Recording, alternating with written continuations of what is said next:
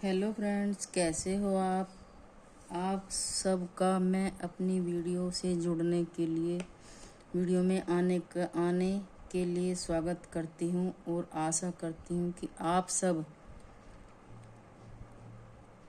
भी कुशल मंगल होंगे। आज मेरी हिंदी की वीडियो में ज़्यादा से ज़्यादा जुड़ने की कोशिश करेंगे। आप मुझे सपोर्ट करेंगे और वीडियो को लाइक करेंगे, सब्सक्राइब करेंगे और शेयर करेंगे, ताकि एक दूसरे का भला एक दूसरे से हो सकता है और पढ़ाई में जुड़े रहेंगे। मेहनत ही बहुत बड़ी कमाई होती है। पहले मेहनत करते हैं, फिर सफलता, और फिर कमेंट करते हैं। फॉलो ज़रूर करें। इस वीडियो के माध्यम से मुझे आगे बढ़ने के लिए प्रेरित करें। आज नए टॉपिक के साथ चलते हैं और इस वीडियो को हम दूसरी बार समझते हुए आज की वीडियो को शुरू करते हैं। आज का टॉपिक है हिंदी की वर्णमाला। तो बिना देरी किए हुए आगे बढ़ते हैं और हिंदी की वर्णमाला के टॉपिक को समझते हैं। पहले तो देखिए कि हिंदी की वर्णमाला किससे मिलकर बनती है। हिंदी की वर्णमाला में हिंदी में जो ध्वनियाँ होती हैं उनको हम वर्ण भी कहते हैं। वर्ण, स्वर, व्यंजन को मिलाकर हिंदी की वर्णमाला कंप्लीट होती है। इसी प्रकार हिंदी में वर्ण की वर्णमाला को ध्वनियों के नाम से भी जाना जाता है। और हिंदी की वर्णमाला में हिंदी के वर्ण दो प्रकार के होते हैं, जो एक स्वर होता है और दूसरा व्यंजन होता है। इसी प्रकार ये हिंदी की वर्णमाला के भेद बताए गए हैं। तो हिंदी की वर्णमाला के भेद दो प्रकार के होते हैं, स्वर और व्यंजन। स्वर 11 होते हैं और व्यंजन हमारे 2 होते हैं। स्वर में कौन कौन से वर्ण स्वर आते हैं? तो स्वर के ये 11 शब्द कुछ इस प्रकार हैं। 11 स्वर इस प्रकार हैं। वर्ण: ए, आ, ई, बड़ी ई, छोटा ऊ, बड़ा ऊ, रे से ऋषि, ए से एडी, आई से ऐनक, ओ से औ, ओ से ओखली और औ से औरत। इस प्रकार ये 11 स्वर हिंदी के वर्णों से लिए गए हैं। उसके बाद अब आते हैं ये स्वर कौन से होते हैं। ये स्वर वे होते हैं जो मात्रा के आधार पर बोले जाते हैं, मात्रा के आधार पर प्रयोग होते हैं। इन स्वरों के 2 भेद होते हैं। ये जो हमारे 11 स्वर होते हैं ये 2 भागों में बांटे गए हैं, जो कुछ आपके सामने इस प्रकार है। जैसे कि ह्रस्व व लघु, 2 इनको या तो ह्रस्व कह दो चाहे लघु कह दो, लेकिन इनकी संख्या 4 होती है। ये मूल स्वर होते हैं। इनको मूल स्वर भी कहते हैं, लघु स्वर भी कहते हैं, और मूल स्वर तो इनको मोस्टली कहते ही हैं। और अधिकतर क्वेश्चन लघु या मूल स्वर के नाम से ही जाने जाते हैं। जैसे ये हमारे लघु, ह्रस्व या मूल स्वर 4 जो इनकी संख्या है वो इस प्रकार है। छोटा ए, जितने भी छोटे स्वर होते हैं वे वर्ण के मूल स्वर होते हैं। ए, ई, बड़ा ऊ, री।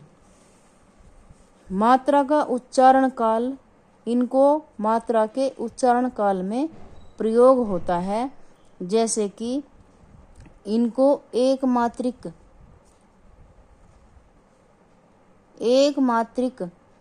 उच्चारण काल के रूप में प्रयोग किया जाता है।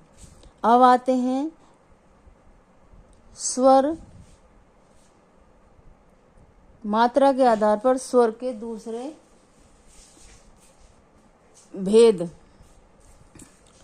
दूसरे भेद को समझते हैं।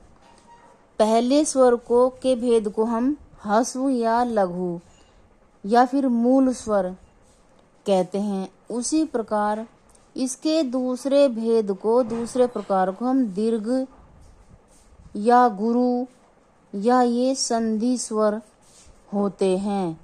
ये जो दीर्घ या गुरु स्वर होते हैं इन्हें हम संधि स्वर भी कहते हैं। इनकी संख्या 7 होती है। ये 7 स्वर कौन से होते हैं? बड़ा आ, बड़ी ई, बड़ा औ, ऐसे ऐसे डी, ऐसे ऐनक, औसे, ओखली, औसे, औरत। ये संख्या में 7 होते हैं और ये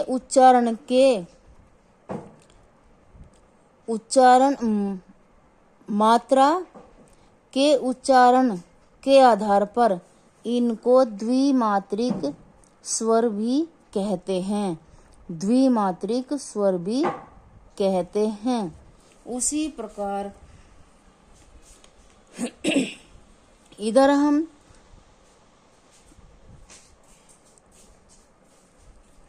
द्विमात्रिक स्वर भी कहते हैं। मूल दीर्घ स्वर। अब हमारे ये मूल दीर्घ स्वर भी कुछ इस प्रकार होते हैं।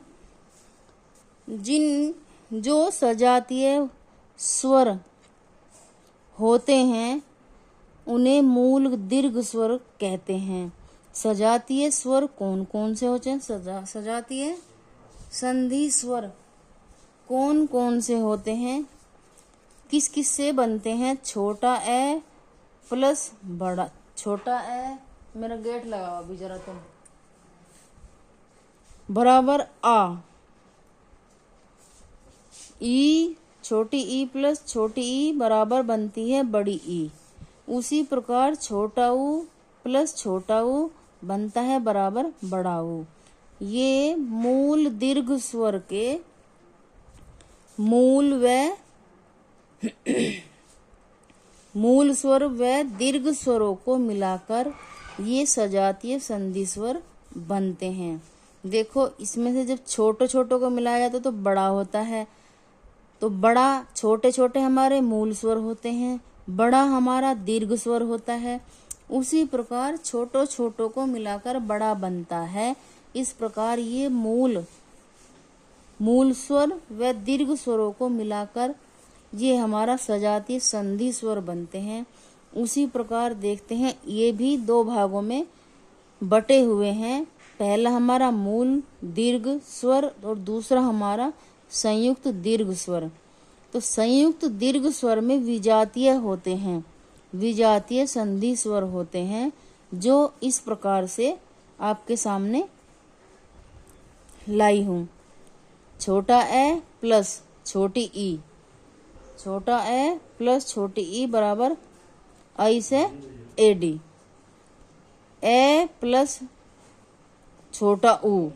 छोटे स्वर हैं, छोटे छोटे मिलकर बड़े बनते हैं, लेकिन भेद इतना है यहाँ समान मूल स्वर होते हैं, इसमें असमान छोटे छोटे मूल स्वर होते हैं जिनको दीर्घ या गुरु या संधि स्वर के नाम से जानते हैं। जैसे कि ए प्लस छोटा ऊ बराबर बना हमारा आऊ। उसी प्रकार ए प्लस ए बराबर बन गया हमारा आई से एनक। चौथा स्वर देखते हैं हम, ए प्लस ओ बराबर बना हमारा औ।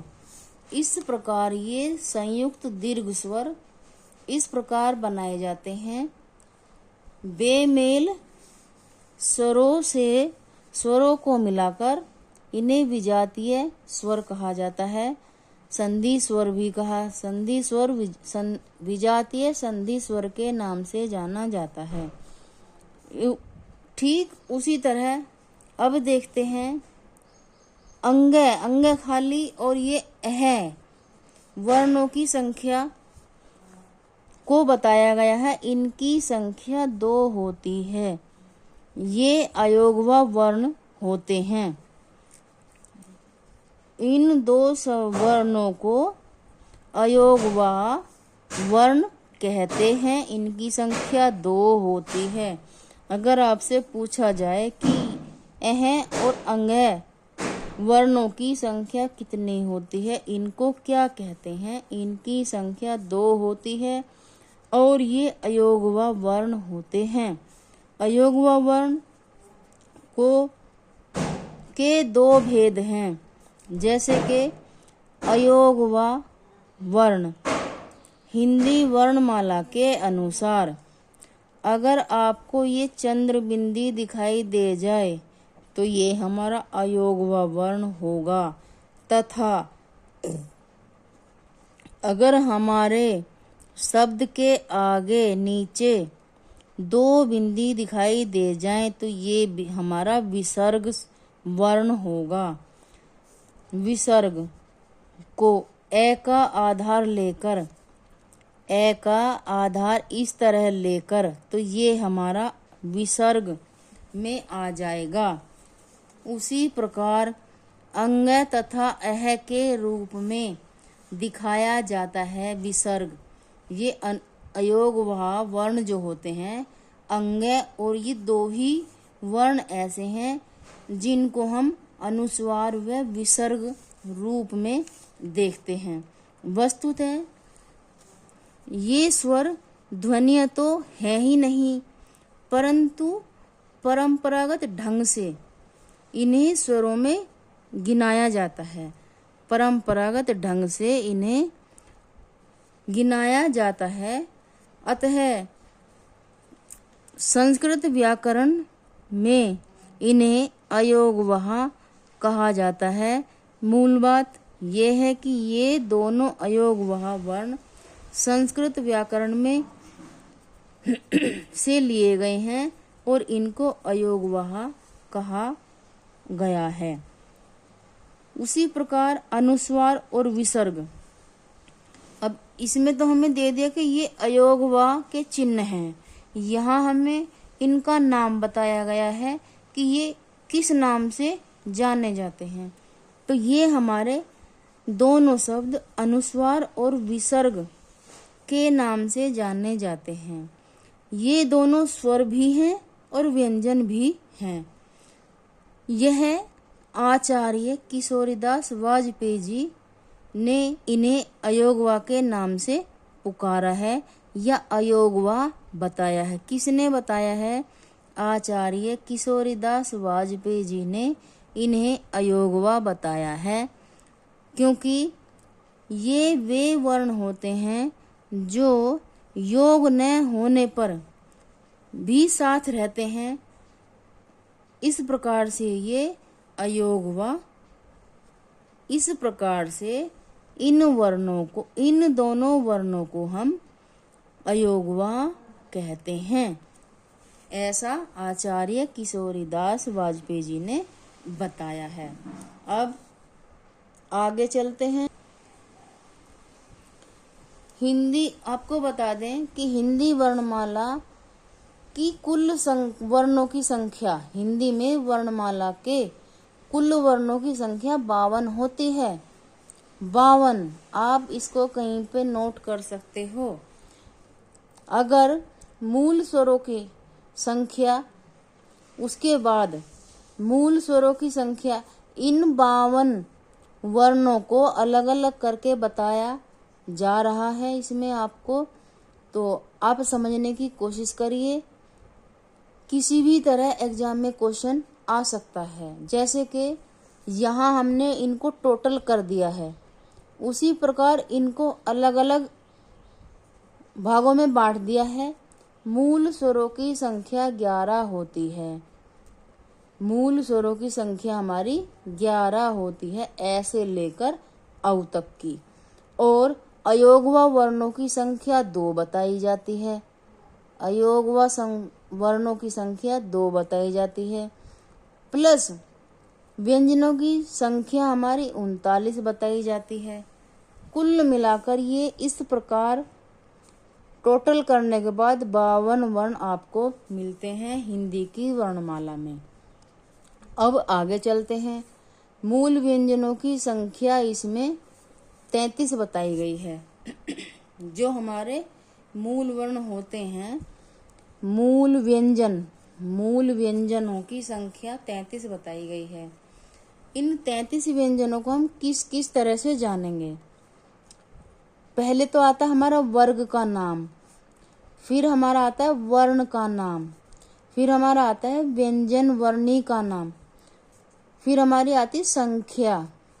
इस प्रकार इन व्यंजनों